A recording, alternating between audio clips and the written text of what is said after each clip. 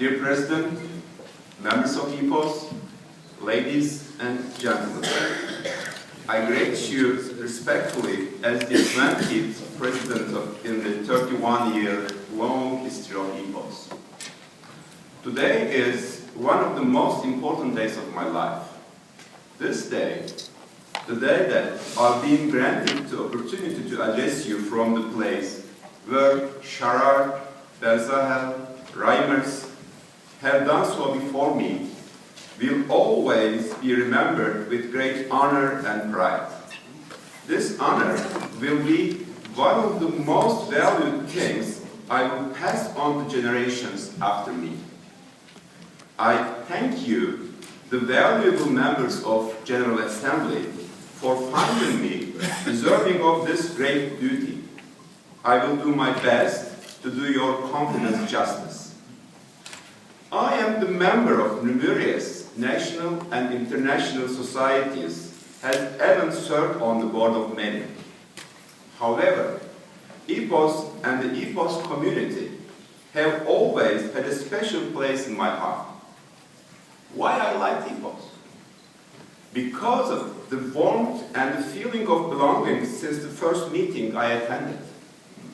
Because of the scientific environment it has established where every development is discussed without compromising scientific principles and without folding to the hard rules of medical bureaucracy.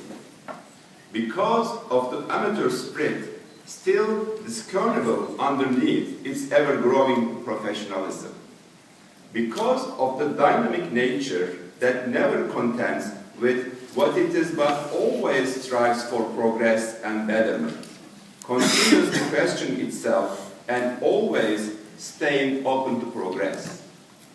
Because it always takes science as its reference rather than political, economic, and ethnic attributes and rewards knowledge and hard work.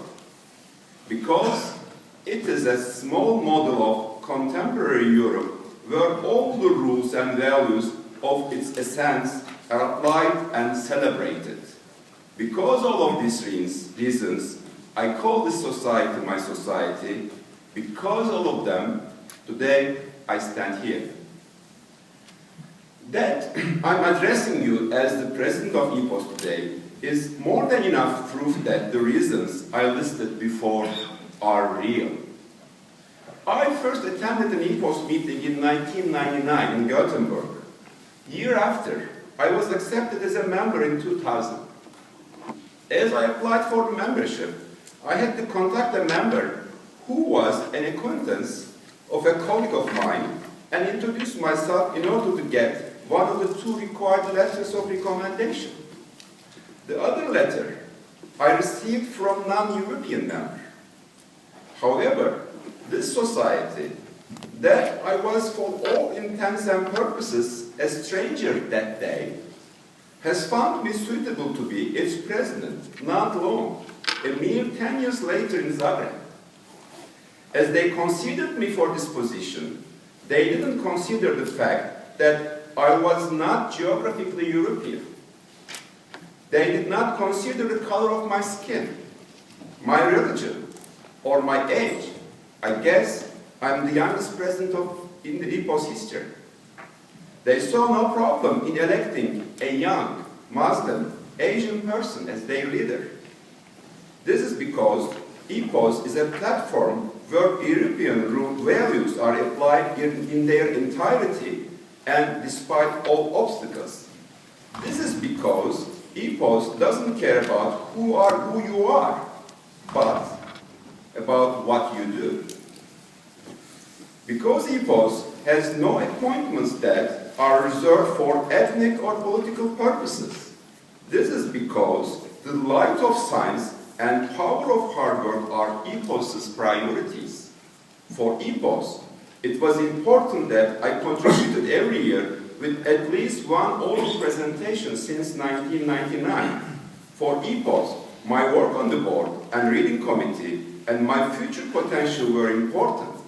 For these reasons, I stand on this stage today, and for these reasons, I call EPOS my society.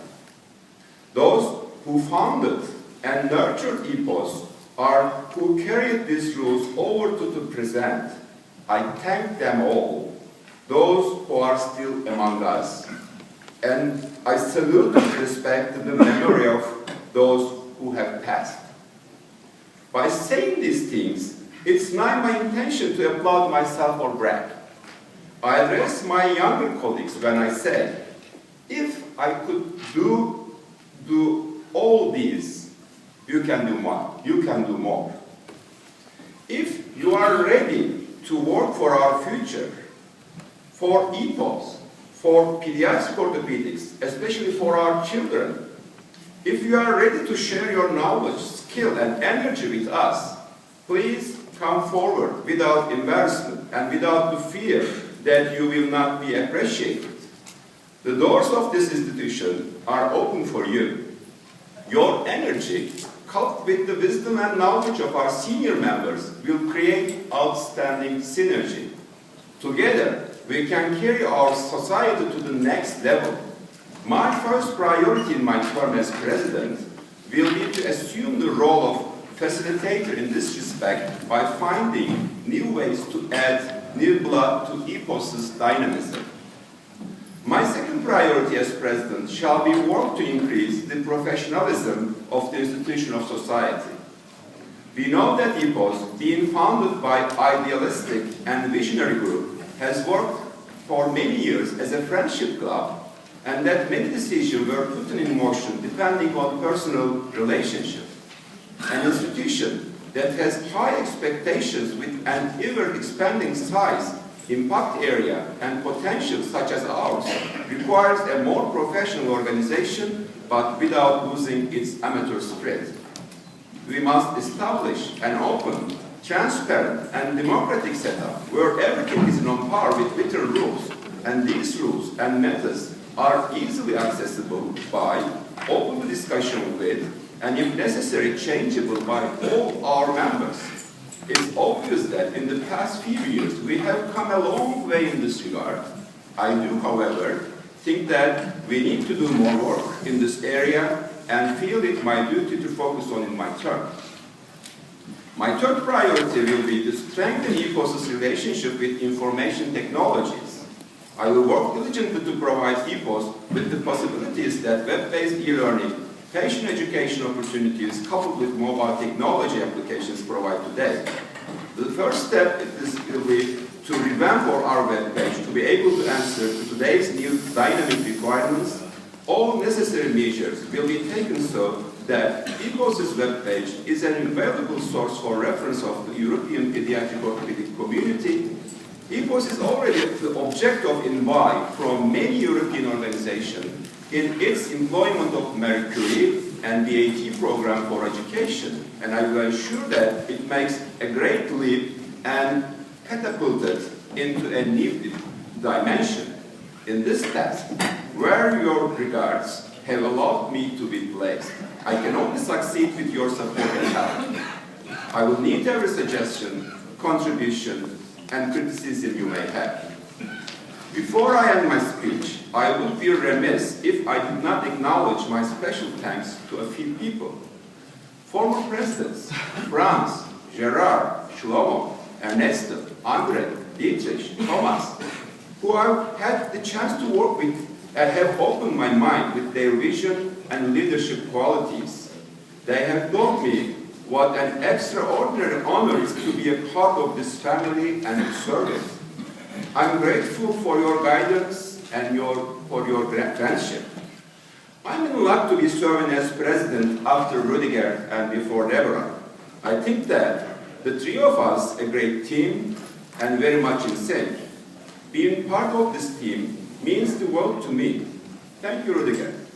I have learned so much from you, and I will continue to need your support next year. Like before in the leading committee, I will pass my title in the presidential line to Deborah. Aside from our society getting a great president, I have gained a wonderful friend in you. Thank you for your friendship and your support. I have learned how important the secretary is in setting of society and how essential in this role is from Pierre. I salute you as the president of next term now. Words cannot express my thanks for Ismet, despite our short association, Ralph, who took on this difficult task with care, and the support and confidence to all of my friends on the board.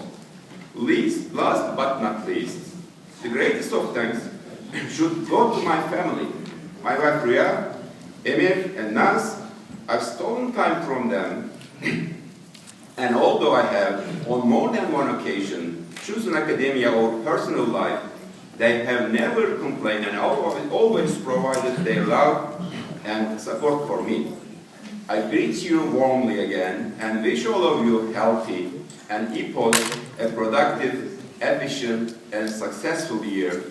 See all of you in Athens. Thank you.